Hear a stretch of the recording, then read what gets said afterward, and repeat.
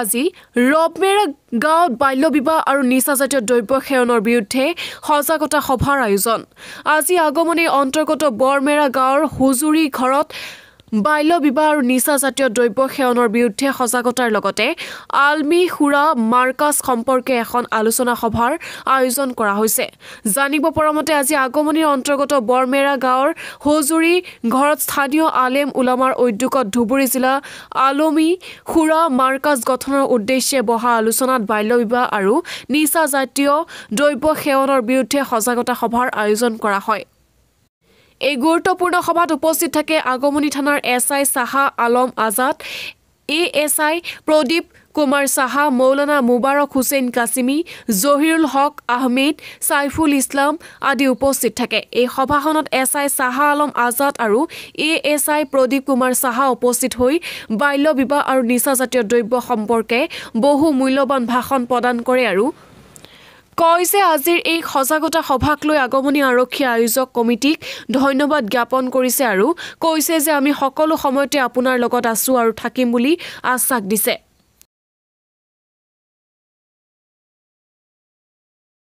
আমাৰ বিশিষ্ট সন্মানীয় অন্তৰৰ ধৰ্মগুৰুসকল আৰু স্থানীয় এলেকাৰ আমাৰ দাদা ভাই বন্ধুসকল আৰু মোৰ লগত মোৰ ককায়েকৰ নিচিনাই শাহ আলম ছাৰ, জহুৰ ভাই সকলোকে মই আন্তৰিক শুভেচ্ছা জ্ঞাপন কৰি দুই এষাৰ আপোনালোকে সকলোৱে জানে আৰু চাৰিটি মূল্যৱান বক্তব্য ৰাখিল বাল্য বিবাহৰ এগেইনষ্টত।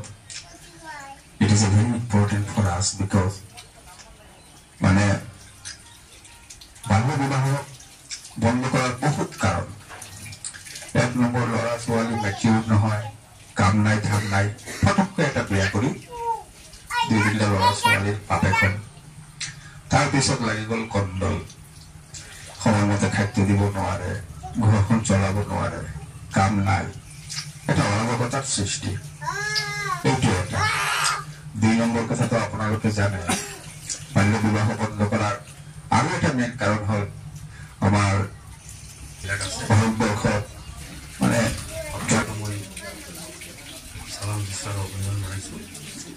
আজিৰ যিটো উদ্দেশ্যটো খুবেই ভাল। বাল্য বিবাহটো কেতিয়াও হ'ব নালাগে, কাৰণ যি ছোৱালীৰ 18 বছৰ বয়স নহয় তেওঁ একচুৱেলি এটা বাহ যেনেকুৱা কেঁচা থাকিলে এটা ঘৰ বনাব, সেইটো লাষ্টিং কিমান হ'ব পাৰে। তদ্ৰূপ সেই বাল্য ছোৱালীজনীক যদি আপুনি বিয়া দিয়ে সেই কেঁচা বাহৰ নিচিনা হ'ব। তাৰ এটা বাচ্চা সন্তান জন্ম হোৱাৰ লগে লগে তাৰ স্বাস্থ্যৰ ক্ষতি হ'ব, বাচ্চাটোও দুৰ্বল হ'ব, প্ৰত্যেক ছাইডত ক্ষতি। সেইটো কেতিয়াও হ'ব দিব নালাগে। সমাজৰ যদি প্ৰত্যেকজন মানুহ যদি সচেতন হয় সেইটো কেতিয়াও হ'ব নোৱাৰে।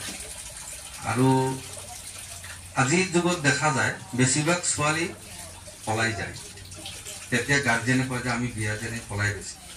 সেই সময়ত গাৰ্জেনজনৰ কাম কি হ'ব? সেই সময়ত গাৰ্জেনজনৰ কাম হ'ল থানাত অৱগত কৰা। যদি পলাই গৈছে থানাত অৱগত কৰক, এটা লিখিত দিয়ক। তেতিয়াহ'লে যদি সি পলাই যায় বিয়া বহিছে, বাল্য বিবাহ যেতিয়া কেছ হ'ব তেতিয়া সেই গাৰ্জেনজন জেলত নাযায়। আপুনি সেই FIR কপিখন দিব যে আমি থানাত অৱগত কৰিছোঁ, সিহঁতে পলাই যায় বিয়া কৰিছে, এইটো আমি বিয়া দিয়া নাই। যদি আপুনি থানাত অৱগত নকৰে, থানাত কেনেকৈ মানিব যে পলাই গৈছে? যদি পলাই ইমিডিয়েট থানাত আপুনি ইনফৰ্মেশ্যন দিয়ক, এটা লিখিত আছে, আৰু সেইটো কপি এটা ৰাখি দিয়ক। আৰু এই বিষয়ে একচুৱেলি আমাৰ মুন্সিবিলাক অলপ সচেতন হ'ব লাগে। এনেই খালি বিয়া এটা দিলে নহ'ব। যদি বিয়া কৰাইছে আপুনি উপযুক্ততা নথি পত্ৰ চাওক, জন্ম প্ৰমাণ পত্ৰ চাওক। যদি বয়স হৈছে আপুনি বিয়া দিয়ক। যদি আপোনাৰ বয়স হোৱা নাই সেইটো থানাত অৱগত কৰক যে এনেকুৱা এটা হৈ আছে, থানাত একশ্যন আইনী প্ৰক্ৰিয়াত যি একশ্যন হয় ল'ব লাগে। আমাৰ থানাৰ মানুহ আমি ইমিডিয়েট আহি যাম, আৰু আমাৰ অলপ শিক্ষাৰ অভাৱো থাকে। আগমনীৰ পৰা বাপি হুছেইনৰ ৰিপৰ্ট, ডেইলি 24।